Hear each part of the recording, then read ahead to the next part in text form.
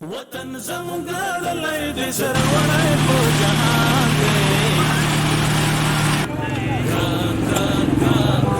ګران افغانستان دی.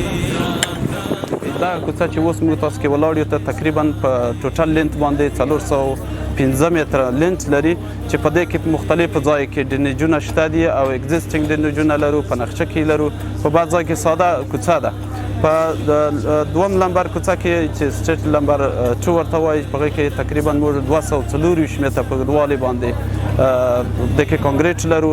لکه مخکې چې یادوري وکړه چې دغه طبقې په همدغه رقم ترتیبه مخ ته ځو. نو دومه کوڅه کې چې دغه تقریبا د 392 متره په لینت باندې موږ بله کوڅه لرو چې انشاءالله د 2 میاشتو په جریان کې به دغه پروژه موږ انشاءالله نهایي تطبیق.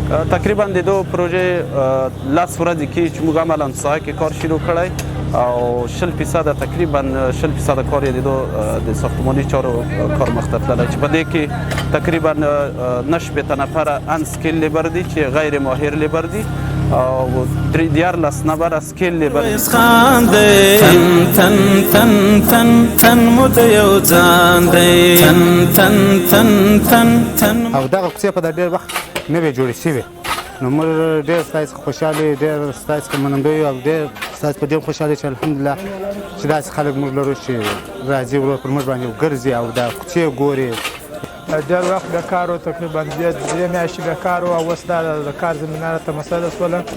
نو موږ خوشحاله خپل کوڅې هم جوړوو او بس کار راته دغه پیسې هم راکوي. زړه د هر افغان دی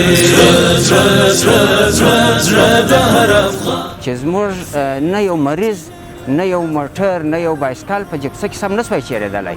ښه ښکار دا دی د خیر سره د خوشبختۍ ځای دی چې زموږ د غرګي کوڅه کانکریټېږي. مشکلات خو نو دغه د چریانو د لفټیانو د دغه اورو د دغو شیانو څخه موږ ډېر په تکلیف وو. د همکارانو سره موږ دغونه خوشحاله یو چې موږ ته د دونې خدمت وسو. د ګلستان دی وطن زموږ